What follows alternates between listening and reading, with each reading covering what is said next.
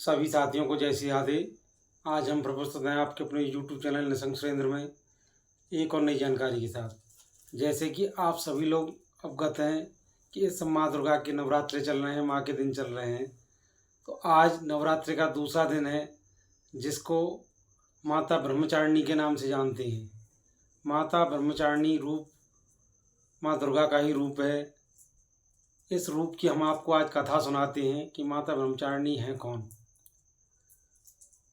ये हम आपको बताएं, सर्वप्रथम हिमालय राज्य की पुत्री हैं माता ब्रह्मचारिणी।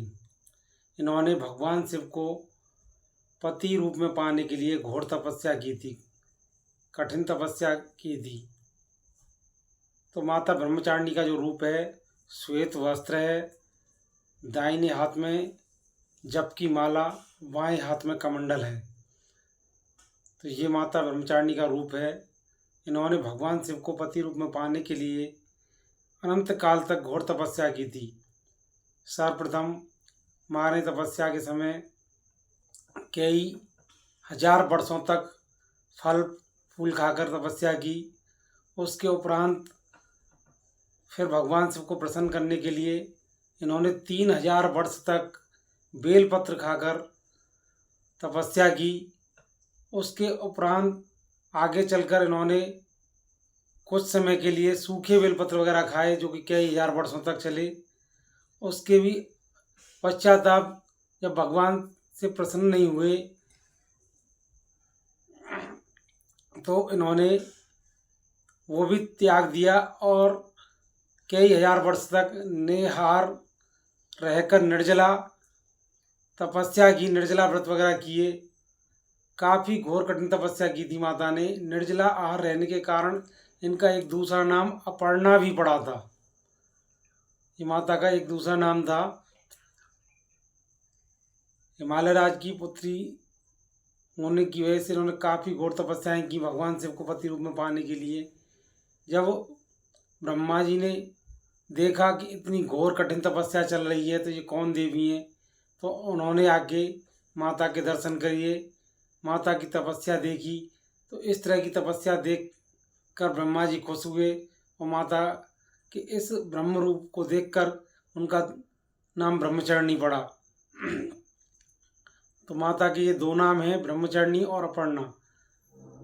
जब भगवान ब्रह्मा जी ने माता को वरदान दिया कि माता आपके समक्ष जल्दी भगवान चंद्रमौलिक अवतार के नाम से प्रकट होंगे और विवाह के लिए उपस्थित होंगे, तो भगवान शिव ने चंद्रमौली भगवान का अवतार धारण किया था और माता ब्रह्मचारिणी के साथ स्वयंवर हुआ था। ये इस तरह से माता ब्रह्मचारिणी के वृतांत की कहानी आती है। जब माता की घोर तपस्या वगैरह पूर्ण हो गई थी, ब्रह्मा जी से वरदान मिला था, उसके बाद नारद जी ने जाकर हिमालय जी को बताया और पर्वतराज हिमालय इनको लेकर नहीं आए तपस्या में से। जब माता ने अपनी तपस्या छोड़ी और अपने घर वापस आई, तो इस घोर तपस्या के कारण माता ने शिव को प्राप्त किया। इस कथा का सारांश हमें ये बतलाता है कि कितनी भी घोर कठिन परिस्थिति हो, कितनी भी कठिनाइयाँ हों, कितना भी हमें संघर्ष करना पड़े, पर अपना मन विचलित नहीं करना चाहिए। जिस कार्य पर, जिस उद्देश्य पर हम लगे हैं, उस पर अड़िग रहना चाहिए। हमें सफलता जरूर मिलती है। हमारी कलम से कहा जाता है कि लक्ष्य न ओझल होने पाए, कदम बढ़ा के चल, सफलता तेरी कदम चूमेगी, आज नहीं तो कल। माता ने अपने लक्ष्य को ध्यान में रखा, भगवान शिव के प्रति अड़िग आराधना रही, आखिर में उन्होंने भगवान शिव की प्राप्ति की। तो हमारा उद्देश्य इस कथा का बताने का यही सारांश है कि किसी भी कार्य को करते समय अपना मन विचलित नहीं करना चाहिए। चाहे वो तपस्या हो, चाहे पूजा हो या पाठ हो या कोई भी अपने कार्य संबंधित काम हो, किसी भी कार्य के प्रति पूरा दृढ़ और निश्चितता के साथ मन लगाकर वह कार्य करना चाहिए, तो आप जरूर सफल होंगे।